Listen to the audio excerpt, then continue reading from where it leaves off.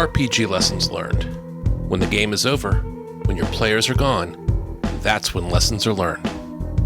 Find us online at rpgllpodcast.com, email us at rpgllpodcast@gmail.com, and find us on Blue Sky at rpgll.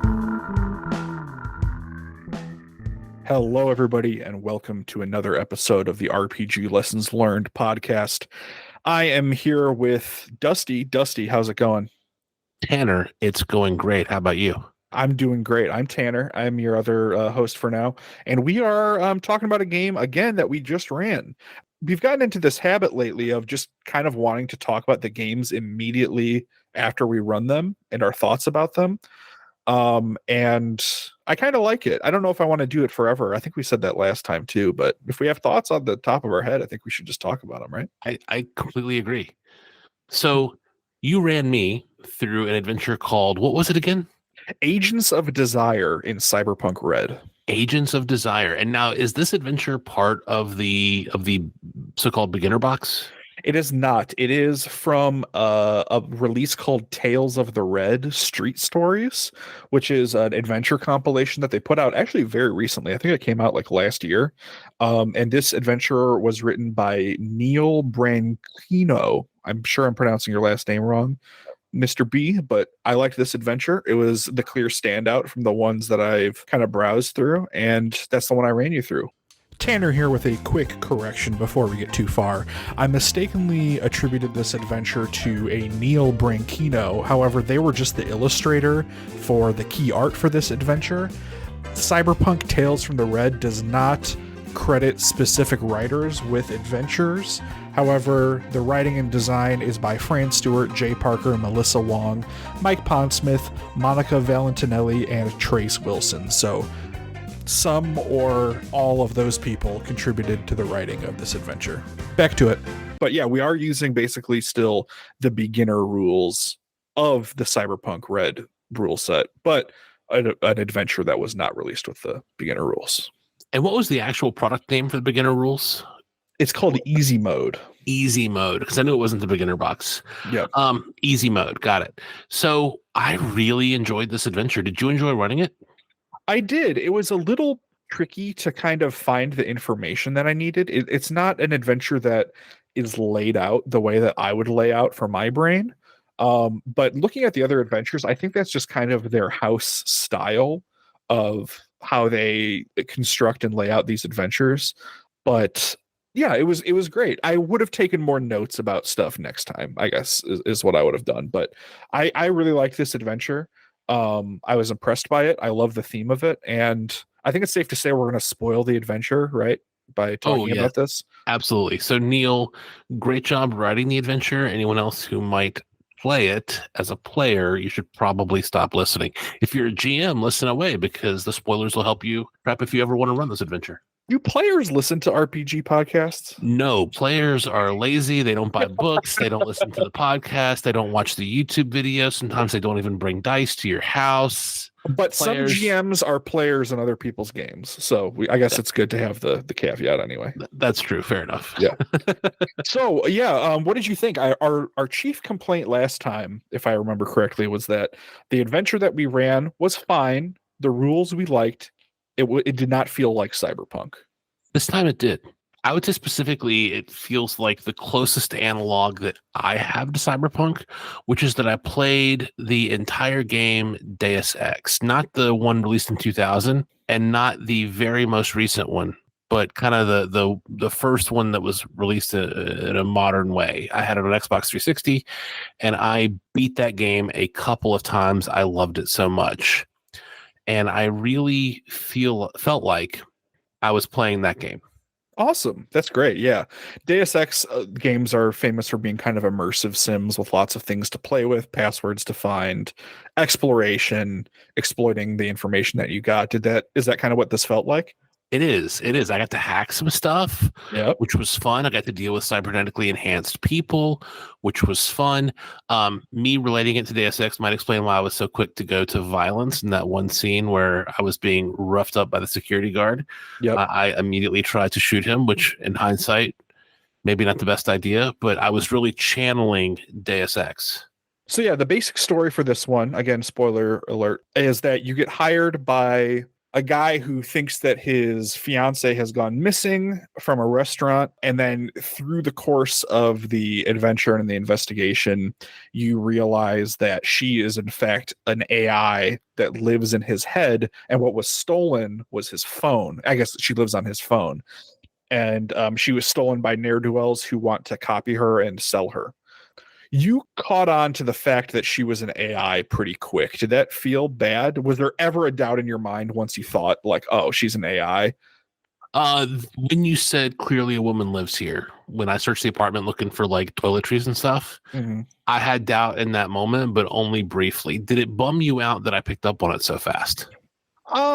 A little bit, not like bummed out, but it was more of like, oh, how am I going to keep this interesting? You know what I mean? But I think the strength of this adventure is that even if you put together that she's an AI pretty quick, it really doesn't change your mission or what you have to do. Like you still followed the beats that were laid out in the adventure, which I think is like the sign of a strong adventure, right? That you didn't feel like you had to go someplace that wasn't in the adventure prep. That's true. And actually, to be fair, I didn't figure out that she was an AI right away. I figured that out like maybe halfway through. I thought she was a bot. Right. And I had and any Cyberpunk lore fans, you can correct me if I'm wrong. I had the instinct to kind of correct that at the time by saying, from what I understand, there are no like androids in Cyberpunk, as in like a synthetic human who like a replicant or something like that. Like the tech isn't quite there. In fact, they have like interesting ways around that in the Cyberpunk lore, because there are those tropes about cyberpunk stuff, right? Whether it's Blade Runner or the Matrix or what have you. But in the moment, I was tempted to correct you and say bots like that don't exist. But I'm like, A, that sounds too defensive, and B, I kind of want to just, the game exists in your head as much as it exists in my head. So if you were, I don't know, it didn't seem like it was worth correcting.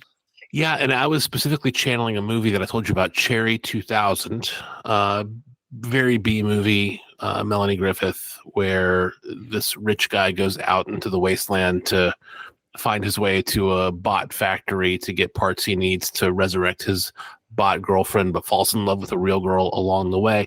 But immediately, I don't know if the author was inspired by Cherry 2000. I would love to ask Neil. There was something about it that immediately I just thought Cherry 2000 with the interactions with Kodai, the person who lost his AI.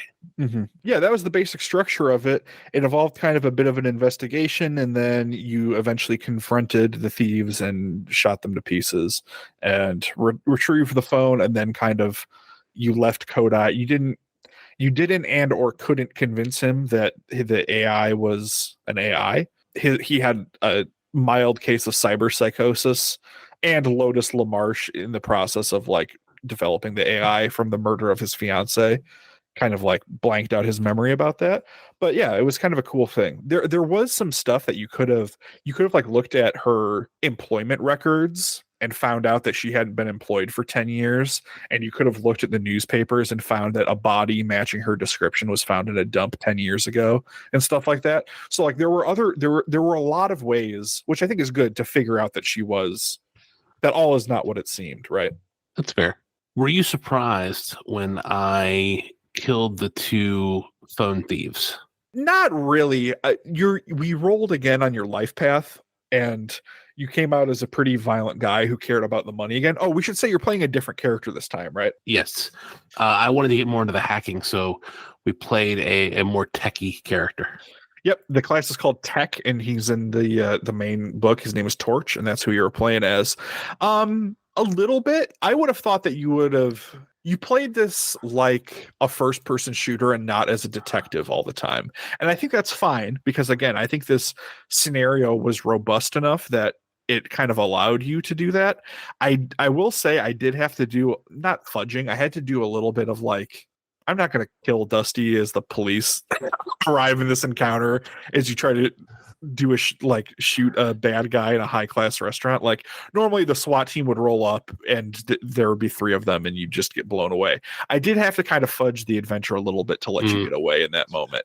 What I was But trying to do was you had imparted last time, and a regret that I took away that I didn't talk about last time, but I've been thinking about it ever since, is you really emphasized how do whatever you need to do, but look cool doing it. yep. And I was trying to go really hard for like the look cool doing it in this like hard edged future where human life doesn't matter and it's all corporations and we're all cogs in the machine. I was trying to lean harder into that and give you a stronger point of view to play off of. But Yeah, and I don't think you're wrong for doing that. Maybe that's a failure to me that like I should have seen what you were trying to do and kind of let you cook on that a little bit more. But at the same time, it does like the adventure as written does talk about it's like if violence breaks out at the restaurant, the police will be here in this many rounds and they will try and do X, Y, and Z. So early on, I asked you, I said, Dusty, do you want me to run my version of this adventure? Or do you want me to run this as written as close as possible? And we both agreed that we wanted to run the adventure as the adventure was, right? we did. Yes, absolutely. Yeah. So, if I was maybe prepping this, like if I had come up with this awesome idea myself, maybe I wouldn't have run it the same way, but I tried to at least be honest. But I tried to strike a balance of making you feel like you were in trouble, but not like I didn't want there to be no consequences to what you did. But at the same time, I didn't want to end this adventure 45 minutes in because you tried to be a cool guy and your concept of a cool guy was not aligning with my concept of a cool guy. You know what I mean? It's hard. It's a balance, right? With GMing and stuff like that. It's a fine line to walk. Especially in a new world. Yes. Yep. So trying to find my way through what is and is not okay here. I got in a crazy shootout with the cops last time. That's true. That's true. So yeah, finding my way through, like, we all know D&D is a game about killing monsters. If it's not human, kill it, and there'll be very few consequences. Or I should say, if it's not one of the humanoid races, player character species. Yes, kill it, and there'll be very little consequences. We all know Call of Cthulhu, violence you want to avoid because you're probably going to die. Like, we all know kind of the level of violence inherent in the system for a lot of systems. I'm still finding my way through Cyberpunk, which is another reason why I think it's good to play different characters. Yep. Yeah, because you know what? If you would have been totally screwed and you would have been on the most wanted list, we would have played a different character next time, and it would have been an experiment, and we would have learned what the Night City police response time is. You know what I mean? That's fair. But no, yeah. I'm good with living with the consequences of my action. That's fun. I'm happy I was able to make the strength roll quickly to make it into the storm drains. Which I'll improvise that. It's, only a genius mind could come up with a strength roll to open up a storm drain. So proud of that one. What did you think of the adventure? Like the story of it? I know we kind of talked about your suspicions that it was an AI pretty quick, but like I guess overall, big picture, what are some stuff that you liked, and what's some stuff that maybe you would have changed or improved? It's hard to say because it easily could have been the way I played it. But what I would say is, at no point did I feel like I had multiple choices. Interesting. I felt like I had one place. So I went to this guy's apartment, and from there, the one choice was to go to the restaurant. Mm-hmm. And from there, the one choice was to track down the phone thieves. But this could have been the way that I played it. I think it would have been interesting. And like, right, pre-published adventures do have to be a little bit linear, right? They can't be as robust and improvisational as a really good GM, in the moment. But I think I would agree with that. There were some things you could look into. It spent a lot of word count in this adventure, assuming that you would research Laloon Blue before you got there and install yourself as a waiter and try to like sneak in and stuff. So maybe that must have happened during playtesting or something, and they felt like they needed to include that. But I would agree with you. There was more stuff that you could have done, but I don't think it was apparent. You feeling like you had basically one or two choices at best on what to do next, I think that's very fair. There's more stuff in the adventure, but I wouldn't have thought to do it either. What I liked about the adventure, or I interpret, and again, this is hard because it could have been the way you run it. I liked that it felt like the game was pretty robust. When I was in one of those three locations, Yes, yes. whatever I wanted to do, it felt like the adventure already had like pre-written out options for what would happen and what was going on. And it kind of ended up being a cool 3-act structure, right? The intro, investigating the apartment, then kind of the act 2 at the French restaurant, looking in, trying to figure out what happened, and then, confronting the thieves and the university district is the third act. We've talked before that we both like RPGs because they don't adhere to structure in the same way that authored stories do, right? We talked about that kind of in our mystery section when we were doing a bunch of mystery games. But it's nice when it happens still, right? It is. It's nice when you happen across one of those and you have the payoff for Jane crossing the wrong guy. Yeah. In the third act. Is that due to the adventure, or did that just happen? Do you think this 3-act structure? I think it just happened. I don't know. I think you read the adventure. I didn't. What do you think? I don't know. I think it does kind of lay out these 3 locations as being pretty important. So I think I want to give the adventure a little bit more credit than you in regards to that. And I know, and I have before for other game systems written adventures that are 3-act adventures that turn into 3-act adventures. So I don't think it's impossible, but trying to rely on it, I think, is maybe the issue. So I have a really hard time running pre-written adventures. How hard was this one to run? How many times did you have to read it? How much did you have to absorb? I read it in detail, basically, obviously word for word all the way down once. And then I reread it and skimmed through it a couple days before I ran it, and then I did that again this time. So I basically skimmed through it twice and read it once completely all the way through. The main thing is that I think the adventure is laid out just kind of in paragraphs, and sometimes there will be bullet points, but a lot of the important information about, like, if the players look, this is the information they find, like that kind of information is kind of just like not it's written to be read but not written to be used in play. If I were to run this, or if I would like make a cheat sheet for this adventure showing like the big bullet points, what the branching paths are. And I have run and published adventures before, and that's what I try to do, because for me, in my brain, that's what works at the table, right? I don't have time to read 2 paragraphs at a table. You're a very gracious player and it's one-on-one, so it's kind of no big deal if I do, but not every table is like that. Like if you have 2 people who are kind of goofing off and 2 people who are paying attention, like stopping and reading 3 paragraphs to find the piece of information you need, I don't know. And maybe could that be a consequence of this is a PDF and I should have highlighted things or something? Maybe, but like, I don't know. I think overall the adventure was good. I think overall it addressed our main complaint last time. It felt cyberpunk. I think there are so many styles of reading and learning and picking things up that I wonder if cyberpunk adventures are written for GMs who kind of read the whole thing one time through and then just reference pieces of it at the table. Like I wish I could watch a more what's the word I'm looking for? Experienced group, a veteran group of cyberpunk players play cyberpunk and see how smoothly or quickly or whatever, like how would they work through an adventure like this? There's some dungeon crawling mechanic of getting from one place to the next that I haven't cracked yet, and I'm eager to play a third adventure and try one more time to crack that nut. Yeah, and I think for the third, we kind of agreed that we maybe want to do just like a 3-part campaign, aside from, yeah, like the beginner game, this one, and then a final one. I think I'm going to try to write my own adventure for that third act. I kind of set up this through line of this character that betrayed your handler in the first one, and I feel like I've read through the other adventures and I can't figure out a good way to hook her into that. So I kind of want to just write and run my own thing as kind of the final test of like, do I get this system? Do I get this world? Can I GM this? And maybe that's kind of like gatekeepy for myself of like, yeah, of course I've ran 2 sessions of it now. I can run it, but like, for me, I want to know that I can write an adventure that's good for a game. That's fair. The system.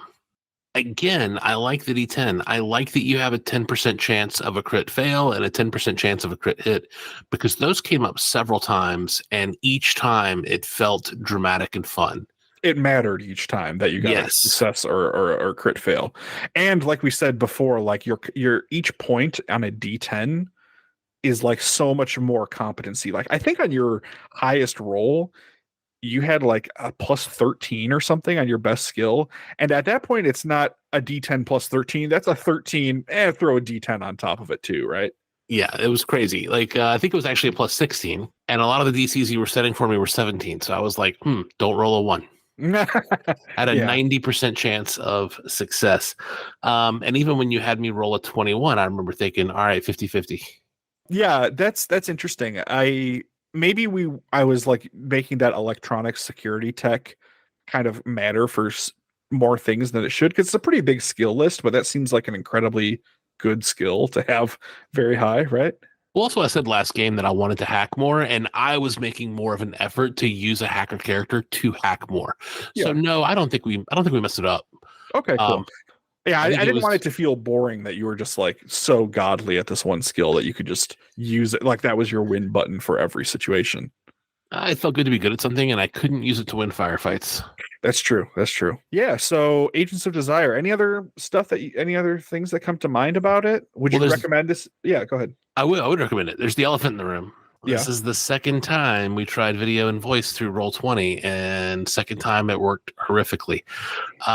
The first time we played through Roll20, we both remarked how impressed we were by the video and the voice. I don't know if Roll20 just has a sense of irony and the fact that we're playing a cyberpunk game with hackers. It's like, nope, not going to work. Yeah. But Roll20 has really failed us the last two sessions, and we've had to revert back to Google Chat. Yeah, and it's just one on one. And like I said, there's 1,000 variables about that, right? What program they use and how many people are online on a Friday night and how many, what our connections are. But you know what? Google doesn't give us issues and Roll20 does. So that's not for us to figure out, I think. Yep. So let's talk about lessons learned.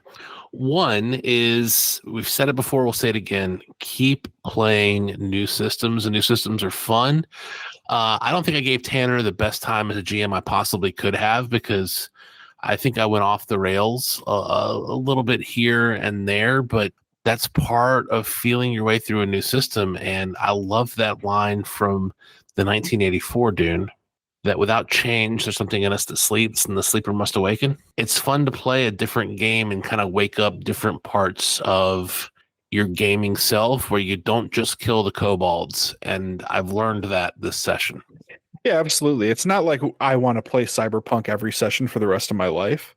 There's only like a couple games that exist that I would do that with. But yeah, it's variety, right? It's variety is the spice of life.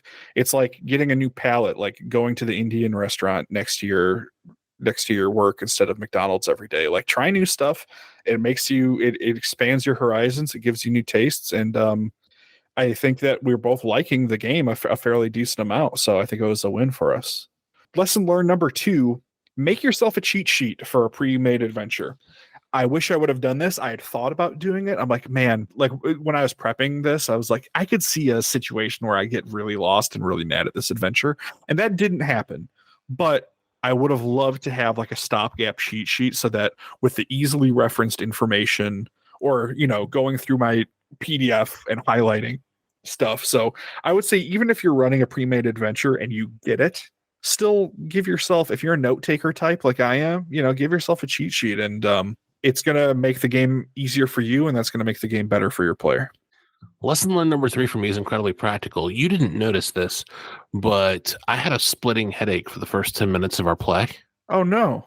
And I realized I had the audio up too high in my headphones. I'm wearing these gigantic headphones. Yeah. And I turned the audio down to as low as I could stand, like where I could just still barely hear you. And boom, the headache went away after like 5 more minutes. I guess what I'm saying is, dear listener, a lesson I'm learning is when you play a digital game, maybe take a deep breath and spend 30 seconds asking yourself, am I sitting in an ergonomic position in this chair? Is the volume right?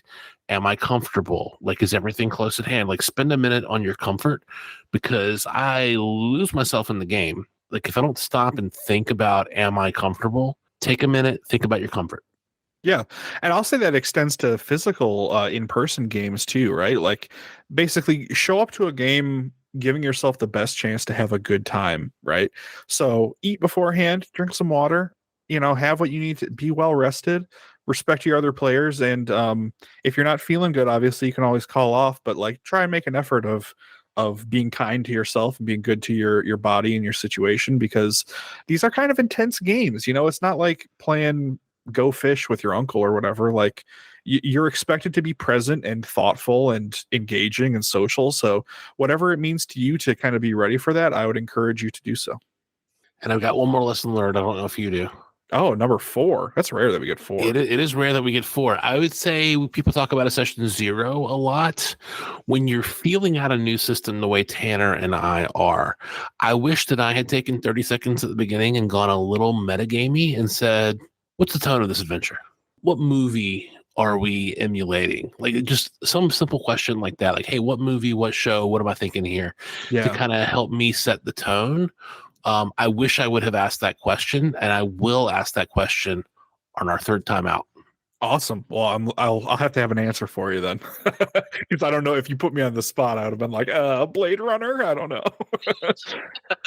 And then I really would have been shooting everything that moved. That's true.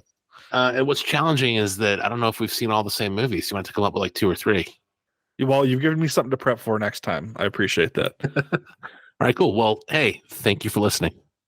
People call them reviews, postmortems, retrospectives. We call them lessons learned, and we're sharing ours with you.